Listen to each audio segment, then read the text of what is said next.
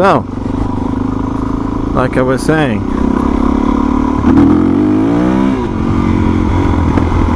what was I saying? Oh yeah, Tanna, how that was going. Yeah, so I really enjoyed my time in Tanna. It was refreshing and like a break.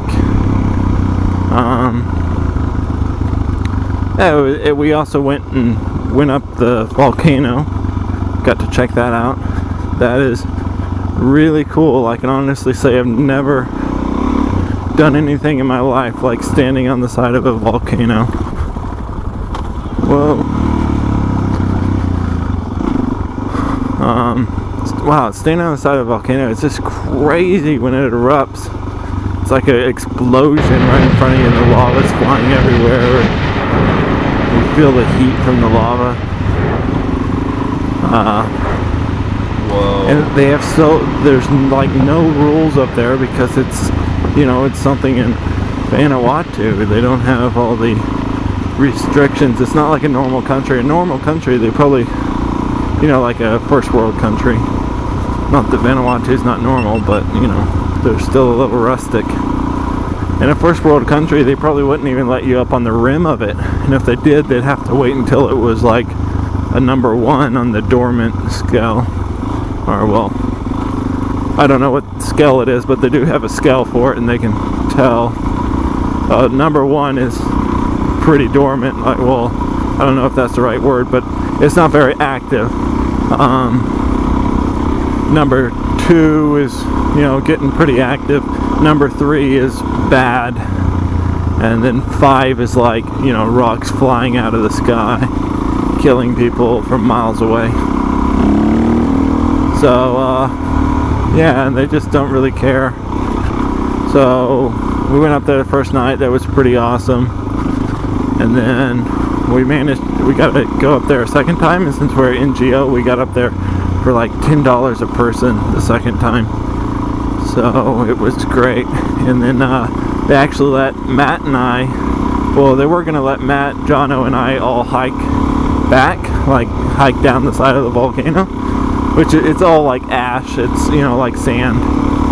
But we got up there and some of the people didn't like it. It was exploding a little bit too big for comfort, so they went ahead and left early. They got up there, it blew up like 2 times and like left in 2 or 3 minutes. It's alright. I mean, part of me was wondering, like, are they just smarter than I am and I'm too stupid to be scared? Or are they just scaredy pants, But no, it was fun. Jono ended up going back, so it was just Matt and I. We stayed up there till like 12 o'clock at night. Well, not 12. We stayed up there pretty late though. Got some good footage of it. And then hiked down the other side. Man, we're hiking down in the dark. We only had 1 torch and it wasn't very bright. I had my cell phone torch, but I saved my battery.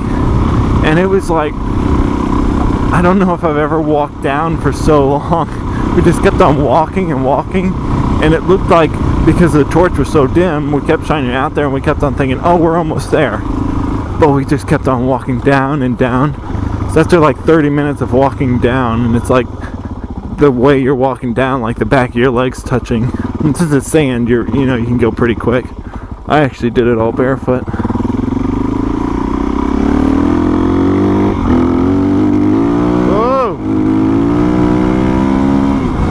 Sputtering a bit. Yeah, so that was awesome. Maybe throw up some photos or pics of that right now. There you go. Yeah. Then came back to Port Vila, had to change our tickets so we could stay a little bit longer, and we ended up building a church there. So for the Tanna people in Sanmar Bay or Taka Bay, something like that. Yeah, we got the church built in like 4 days or 3 days. Pretty quick. There was already a slab there. It was pretty thin stuff though, but it all worked out. Then what else? Yeah, well, while I was there, I've always wanted to do this flyboarding thing, but I always thought it was, you know, insanely expensive. So while I was in Port Vila, they have that flyboarding, you know, with the little water that shoots you into the air, and you're on the board, and it's powered by a jet ski. So while I was there, I went and checked it out, and it was way cheaper than it is in America. Like, America is a lot more expensive, and I'm assuming New Zealand and Australia would be even more. So it's like, might as well take the opportunity. So I jumped on it and did it for so long. Fraser did it too, so that was fun. Got lots of photos of that, and it broke like, apparently it broke like 5 minutes from the end, but the guy was like, go ahead and, you know, he said it broke like halfway through, so he said, well, he gave it to me for half price. And so I figured, well, I might as well go back and do the rest of it, because I did love it. So and the guy, it was cool, because the guy that was powering the jet ski, you know, the guy, your instructor and everything, it was like he was having so much fun. It was like you were out with a couple of friends, you know, and he was just one of your friends powering it and everything. So it was more enjoyable than just going. You know, I've been on some things where the guy that's your tour guide, or you know, the guy that's doing, it's his job, he's just so bummed out and so, you know, upset at the world that it's not very enjoyable. And then the second you reach your time, he's like, all right, get out of here. But this guy wasn't like that. In the very beginning, when I first took off flying, I made it out the first time. Like, apparently they said it takes 10 minutes to learn, which is pretty quick, but I came out of the water right away and started flying around, and the guy was like, oh, you've already done this? And I was like, no, this is my first time. He's like, oh, excellent. He's a French guy, so he didn't have very good English, so his main thing, he just kept on saying, excellent, excellent. It's funny. Anyway, so I went ahead and came back the next day. The first day they had these power hose things, like in your hands, and it's like 10% of the power, so you can spin around quicker and stuff with them. But you're a little bit restricted on your movement, because they're pretty big hoses, you know, and they're strapped to your hands. So the next day I went back, well, not the next day. We finished doing the church thing, and then I thought, well, if I have time, maybe I'll go finish the last little bit that I didn't get to finish because it broke. So we ended up finishing the church, and we had like half a day extra the last day before the flight. So I went back and did the one without the hands, and I really, really enjoyed it. I mean, it's probably the last time I'll ever do it in my life, but man, I've never felt anything like it. It was honestly like you were flying, and it seemed pretty intuitive. Like the way you move your feet, like you move the left leg to go one direction, to go right, and the right leg to go left. But it didn't seem backwards. It just seemed, when you're on it, it just seemed like what you would expect to move around you. So I really enjoyed it. It was like I was flying. I loved it. Took my GoPro on there, so that was fun. Then came back to Santo, and they were doing seems to be better once it's warmed up, not sputtering as much. Anyway, they were doing a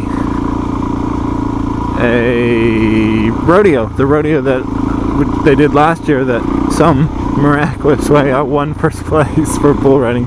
Anyway, they were doing it again, so I went and did the rodeo. Rode a bull the first day, and I did horrible. I fell off in like 4 seconds, and like embarrassing. Then the second day they did horses, broncos. So I rode a wild horse, and wow. Riding a horse is a lot different. They move so quick. When you're riding a Bull, it's more of it bucks you up, then it comes down, and you're just trying to lean back and forth and stay on. But with a horse, they're bucking, but it's also the amount of sheer acceleration that when they lurch forward, it is so quick. You're just hanging on just to keep from sliding right off the back of the horse when because they're going so quick. I don't really know where I'm parking this. Yeah, so I didn't do as well on the horse either, but see that belt sander over there on the table? That's what they gave me for my prize. So oops. Great. That's embarrassing. Lots of people didn't win prizes, and there was few people that rode this year. A lot more than last year, so at least they didn't tell what places though. They only told first place for bull riding and first place for horse riding. They didn't give a second place or third place. But they did give prizes out. I guess that way second and third place felt good. Like they're like, oh, I guess third place could assume they were second place, and second place could, well, yeah.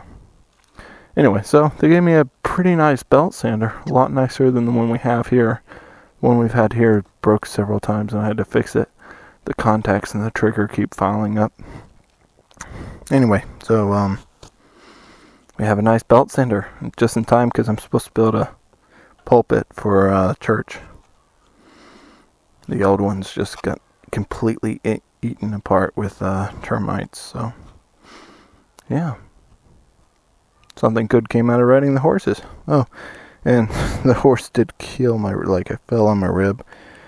Oh, it's sore. And then I got a few infections on my leg from the bull. They stepped on my leg and got a couple scrapes on it.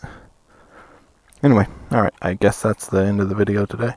That's a pretty long video, isn't it? Anyway, later.